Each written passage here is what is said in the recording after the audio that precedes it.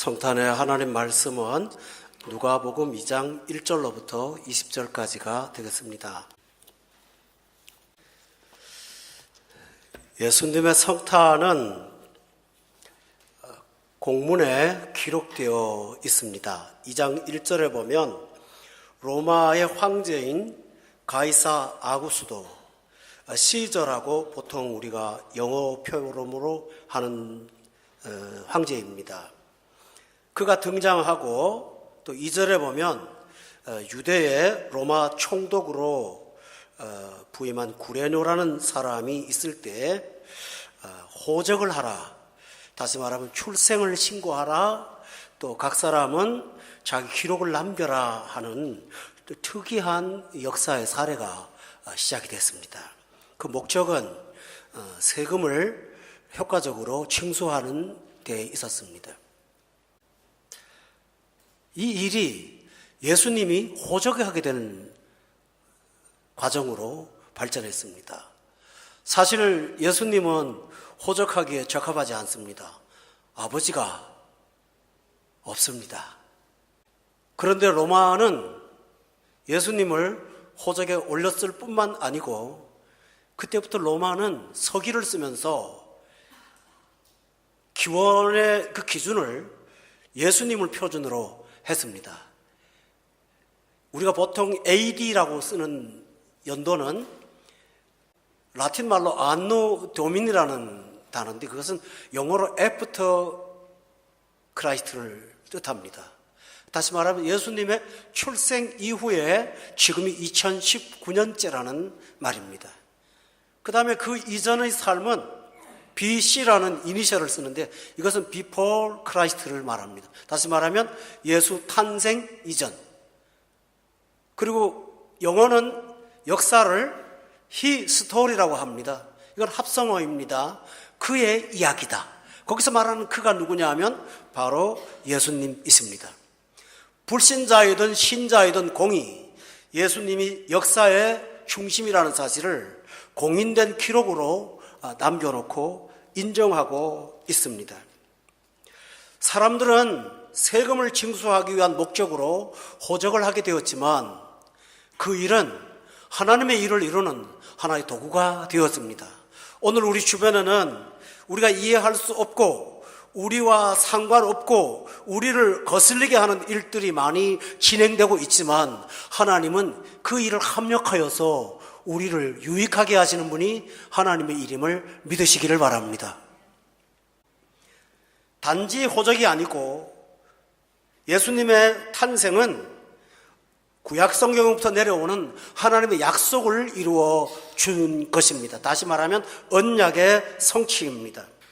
본문의 4절과 5절에 보면 다윗의 집이라는 말이 두 번이나 반복하고 있고 11절에도 다윗의 동네라는 사실이 강조되고 있습니다. 여러분, 베들레헴에는 아름다운 러브 스토리가 과거에 있었습니다. 여러분 아세요? 남편이 돌아가시고 홀로 된 모압 사람 룻이라는 아름다운 여성이 하나 있었습니다. 그 어머니였던 시어머니 나오미와 함께 먹고 살려고 베들레헴에 돌아가서 들판에 곡식을 줍다가 그 들판 주인 보아스라는 사람을 만났습니다. 그 두 사람이 러브스토리가 시작됐고 그 시어머니가 적극적으로 중매를 해서 새로운 가문을 만들었는데 그 둘 사이에서 태어난 아기가 다윗의 아버지인 이새입니다. 그래서 베들레헴은 다윗의 고향이 되었고 하나님은 이 다윗의 후손으로 예수님이 탄생하실 것이라고 말씀했습니다. 그런데 예수님이 이 호적이 없었다면 베들레헴에서 탄생하실 수 없었습니다. 요셉은 갈릴리의 나사렛 사람이거든요. 그런데 베들레헴에 왔기에 거기서 탄생을 할 수가 있었습니다. 여러분 인생 살다가 보면 내 의도대로 되지 않고 끌려다닐 때 많습니다. 내가 원치 않는 방식으로 끌려갑니다. 그것도 적절한 시간이 아닐 때가 많습니다. 만삭이 된 부인을 데리고 그 먼 길을 여행한다는 것은 가능한 것이 아닙니다. 그런데 무리한 여행은 하나님의 뜻을 이루는 하나의 길이었다는 사실을 본문이 말합니다. 예수님의 탄생은 우리에게 굉장한 복음입니다. 우리가 인생을 살면서 내 마음대로 살아가는 경우가 얼마나 되겠습니까? 대부분 인생은 능동태가 아니라 수동태입니다. 그런데 신기하죠. 하나님의 일들이 이루어집니다. 언약대로 진행되고 있습니다. 그러므로 성탄은 우리에게 우리 삶이 어떠하게 된다는 사실을 보여주는 하나의 아름다운 신뢰며 능력이며 소망이기 때문에 여러분, 예수님이 탄생해서 말 구유에 놓인 아기를 일컬어 성경이 뭐라고 합니까? 가서 봐라. 그럴 때 그냥 보지 않고 이것이 너희에게 표적이다, 믿음의 증거다, 이렇게 말했습니다. 우리는 보통 마리아가 너무 가난했고 요셉이 너무 가난했고 예수님이 둘러싸고 있던 강보는 누더기에 불과한 것이라는 마음으로 불쌍과 연민의 감정으로 보는데, 하나님은 불쌍한 마음으로 보지 말고 이것이 너희의 표적이라는 사실을 보라고 강조하고 있습니다. 왜 그럴까요? 세상은 다 어두워졌고 환경은 다 그늘져도 하나님의 사람들에게는 베들레헴의 능력이 나타난다는 사실을 믿으시기를 바랍니다. 여러분, 베들레헴의 이름이 뭘까요? 떡집입니다. 예수님은 당신을 떡으로 우리에게 선물로 주셨습니다. 그리고 예수님이 십자가를 지기 직전 올라갔던 겟세마네 동단은 이름이 기름집이라는 뜻입니다. 사르밧 과부를 기억하십니까? 한 움큼의 밀가루와 몇 방울의 기름, 그러나 흉년 동안 먹고 떨어지지 않았습니다. 우리 주님은 떡으로 오셨고 기름의 바위에 서서 당신의 진액을 짜내심으로 우리를 풍성케 하셨기 때문에 바울 사도는 그가 부요하신 분으로 우리를 위해서 친히 가난케 되심은 우리를 부욕케 하신 것이라고 말씀하셨습니다. 여러분, 성탄은 우리를 부욕케 하는 은총임을 믿으시기를 주의 이름으로 축원합니다. 이것이 성탄입니다. 그래서 성탄에 우리가 할 일은 오늘 성가대가 강력한 영성으로 불렀던 찬양, 이 공간이 꽉 차는 그런 은혜를 느낍니다. 얼마나 감사한지 모릅니다. 이 찬양, 이것이 바로 하나님 앞에 드리는 성탄의 우리의 경배입니다. 왜 그럴까요? 경배와 찬양은 하늘에서부터 먼저 시작이 됐습니다. 본문 9절에 보면 아주 귀한 장소의 찬양이 나옵니다. 주의 사자가 곁에 서고 주의 영광이 그들을 두루매 크게 무서워하게 되는데, 13절에 보니까 이때까지 한 번도 등장하지 않았던 호련히 수많은 천군은 영어 성경에 보면 호스트라고 되어 있습니다. 호위 군사를 말합니다. 여러분, 성탄의 찬양은 아름다운 성가대의 찬양이 있기 전에 군가였습니다. 영적인 군가를 부르는 군대의 찬양이 힘차게 울려 퍼지는 가운데 천사들이 더불어 찬양을 하므로 천군 천사가 찬양하면서 군대가 찬양하고 하나님을 섬기는 천사들이 찬양하면서 그 찬양으로 하나님을 찬양했습니다. 이것은 예수 그리스도가 하나님이시라는 사실을 보여주는 신성의 증거입니다. 오늘 이 시간 이 찬양은 우리 귀에 들리지 않습니다. 그러나 성경은 이렇게 말합니다. 그 찬양의 장소는 지극히 높은 곳이라고요. 지극히 높은 곳이라서 우리의 귀에 들리지 않지만 우리 영으로 충만하게 들을 수 있음을 저는 믿습니다. 이것이 찬양입니다. 두 번째로는 지상의 찬양입니다. 근데 신기한 일이 있습니다. 천상에서는 천군이 동원되고 천사가 동원되는데 호련히 허다한 천사가 수를 셀 수 없는 만큼 엄청난 대일이 일어났는데, 지상에서 하나님께서 찬양을 받으실 대상은 몇 사람 되지 않는 목자들이었습니다. 왜 목자들에게 이 성탄의 소식이 전해졌을까요? 제 상상인데 틀릴 수 있다는 사실을 먼저 각주를 답니다. 다 호적하러 가서 사람이 없습니다. 권 목사의 주석입니다. 누가 틀렸다 그러면 그냥 틀린 거로 이해하세요. 근데 진짜 중요한 사실이 있습니다. 여러분, 호적을 왜 한다고 그랬죠? 세금 거두려고 합니다. 목자들은 호적해봐야 돈 낼 게 없습니다. 찢어지게 가난한 사람들입니다. 그런데 신기하죠? 우리 예수님의 성탄의 찬양을 하나님은 그 목자들에게 우선권을 주시고 그들로 하여금 찬양을 받기를 원하셨습니다. 성도 여러분, 오늘 우리의 조그마한 무리들이 드리는 찬양이지만 하나님은 하늘의 천군과 천사들이 드리는 찬양보다 더 기뻐 받으실 줄로 믿습니다. 이 찬양입니다. 가장 소외된 자들입니다. 그러나 그들을 통해서 찬양받기를 원하시는 하나님은 모든 사람의 찬양을 받는 것이 아닙니다. 받기를 원치 않고 어떤 특정한 사람들을 모아놓고 하나님이 찬양받기를 원하는데 그 사람이 누굴까요? 기뻐하심을 입은 사람들. 오늘 본문은 정해놓고 있습니다. 땅에서는 기뻐하심을 입은 사람들을 통해서 주님은 찬양받기를 원하신다면 우리는 찬양을 드릴 수 있는 특권을 보여준 사람임을 믿으시기를 바랍니다.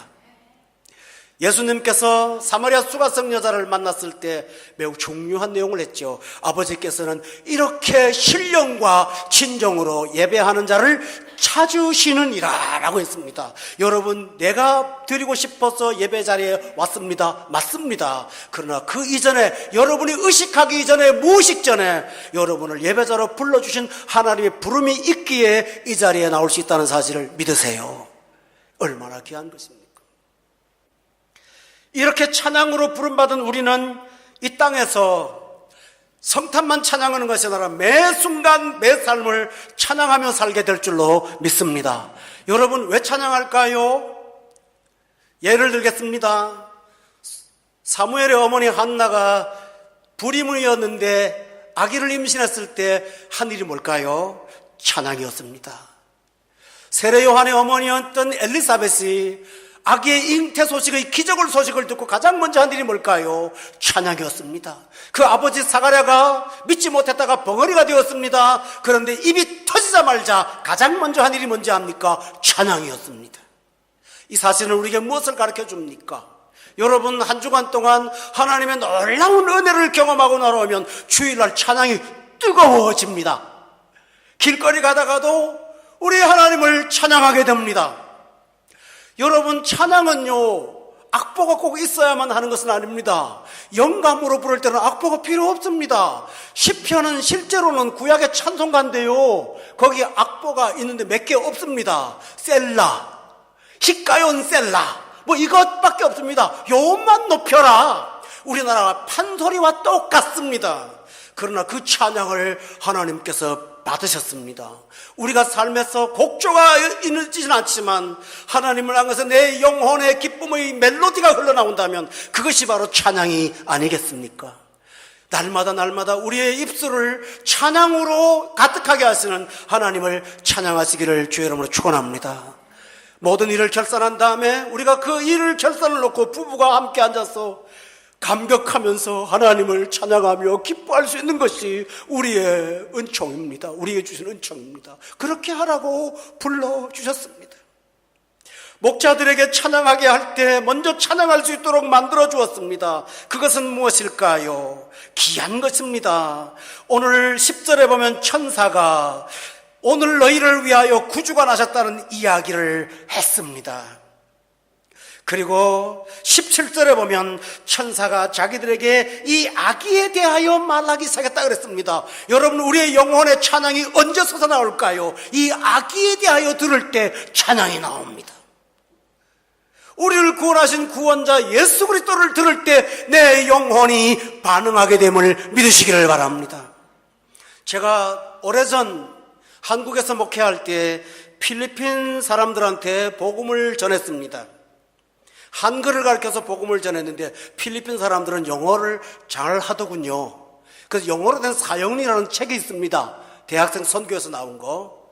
제가 떠듬거리면서 읽어주니까 속 터졌는지 자기가 읽겠다고 나한테 들으라고 내가 거꾸로 사형리를 받았습니다. 읽다가 이 사람들이 끝까지 가지를 못해요. 눈물이 앞을 가려서요. 그래서 저한테 세례받기를 원하고요. 그래서 자기들이 읽고 자기들이 은혜 받고 자기들이 예수를 믿었어요. 왜 그럴까요? 그 사역리에서 이 아기에 대하여 들었기 때문이에요. 여러분, 예수님의 얘기를 들으면 우리 영혼이 반응함을 믿으시기를 주 여러분을 축원합니다. 반응하는 것입니다. 오늘 이 목자들은 초라한 사람들이지만 세상에 들어올 수 없는 위대한 복음을 듣고 그들은 찬양했습니다.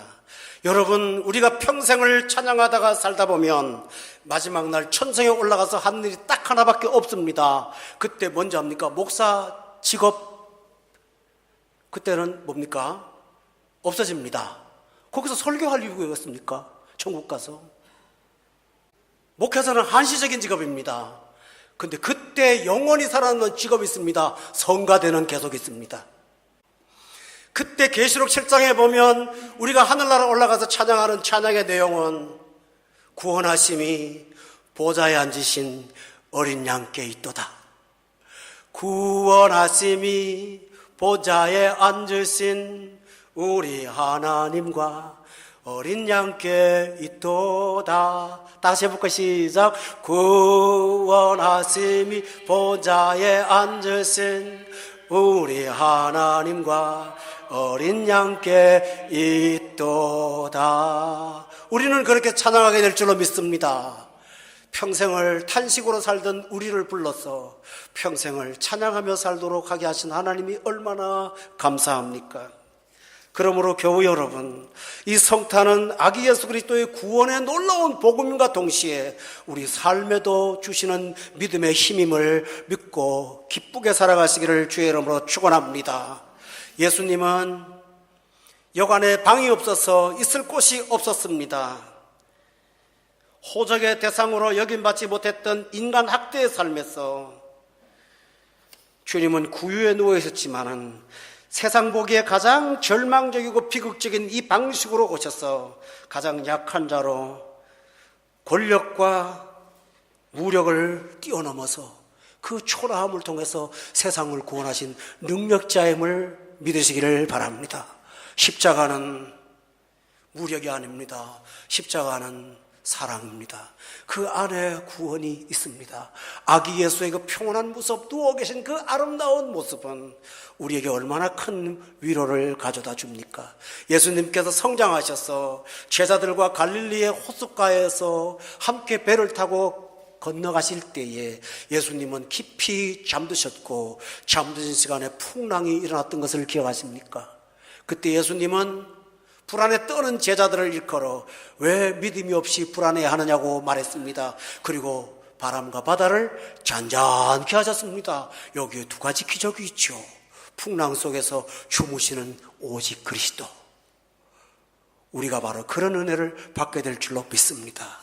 요동하는 세상 속에서 평안히 잠을 주시는 하나님의 은혜로 인하여 아침에 일어나서 새벽에 하나님을 찬양하는 기쁨으로 살도록 이끄신 이 성탄의 영광이 여러분 가정에 우리의 후손들에게 날마다 넘치시기를 예수 이름으로 축원합니다.